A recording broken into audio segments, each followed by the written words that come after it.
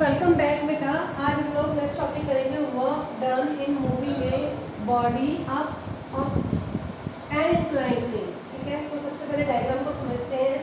ये मेरे पास एक हॉरिजॉन्टल सरफेस है और this is an incline plane. ठीक है, तो what is the angle between both of them, that is theta. ठीक है, और इस इंक्लाइन प्लेन पर हम लोगों ने एक बॉडी प्लेस की हुई है, that is body, and this body is weight acting vertically downward. तो मैं इसको बोल रही हूँ mg। Is it okay? After that इस mg का weight is balanced by a normal reaction. वो क्या होगा? परपेंडिकुलर होगा। तो this is a normal reaction r। अब देखो बेटा जी, ये mg है, ये एक कंपोनेंट है। देखो ये these are the two lines, horizontal surface and inclined plane. इन दोनों के बीच में एंगल क्या बन रहा है? थीटा। और यहाँ पर मैं एक मैथमेटिकल स्टेप आपको समझाऊंगी कि ये एंगल भी कितना होगा। देखो, this mg is perpendicular on horizontal surface and this r is perpendicular on inclined plane, and दो जो लाइन एंगल बना रही है और उन दोनों के ऊपर जो भी परपेंडिकुलर होता है वो दोनों के बीच का एंगल क्या होता है? सेम होता है। मैं दोबारा आपको बता रही हूँ एंगल क्या है। ये दो लाइंस है, दो लाइंस कुछ एंगल बनाएंगे थीटा, और इन दोनों लाइंस के ऊपर जो भी परपेंडिकुलर होंगे वो दोनों परपेंडिकुलर के आप बीच में जो एंगल होगा वो भी क्या होगा? Theta. This is A mathematical property. Is it okay? तो ये भी थीटा ही होगा, क्योंकि ये दोनों, देखो ये वाला इस लाइन के ऊपर परपेंडिकुलर है, नॉर्मल रिएक्शन का ये कंपोनेंट इस लाइन पर परपेंडिकुलर है। ये बोथ आर परपेंडिकुलर, इन दोनों के बीच का एंगल सेम होगा जो इन दोनों के बीच में एंगल होगा। Is it okay?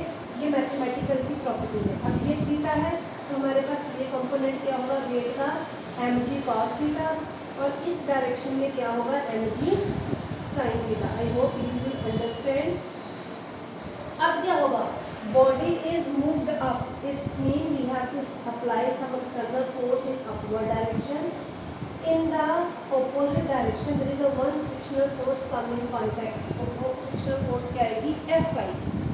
ये डायग्राम समझ आ गया हो तो हम लोग आगे चलते हैं। ठीक है, तो सबसे पहले आप लोगों ने क्या लिखना है? Consider a body of weight mg placed on an inclined plane and its weight is vertically downward and the weight of body is balanced by normal reaction. अब mg के यहाँ पर टू कंपोनेंट है। mg has two components. एक component है इसका horizontal component है, ये हॉरिजॉन्टल कंपोनेंट है, ये वर्टिकल है। तो horizontal component mg cos theta is balanced bye r। ठीक है, ये कौन बैलेंस कर रहा है? r बैलेंस कर रहा है।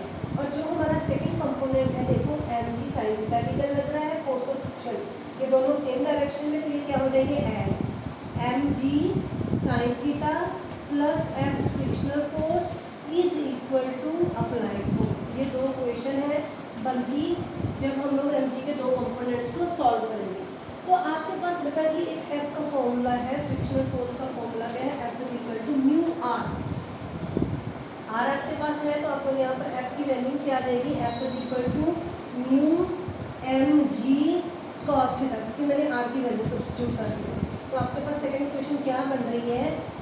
mg sin theta plus mu mg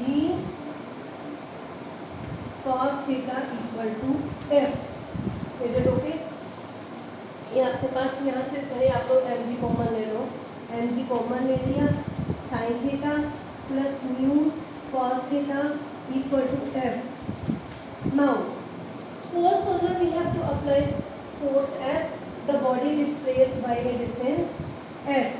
body displace हुई, body displace by a distance s। अगर बॉडी डिस्प्लेस हो रही है इसका मतलब कुछ वर्क डन होगा, तो वर्क डन क्या होगा? F into s। तो we are having the value of F by using equation 3। तो वर्क डन आपके पास क्या आ जाएगा? mg ब्रैकेट में sin theta plus mu cos theta साथ में s।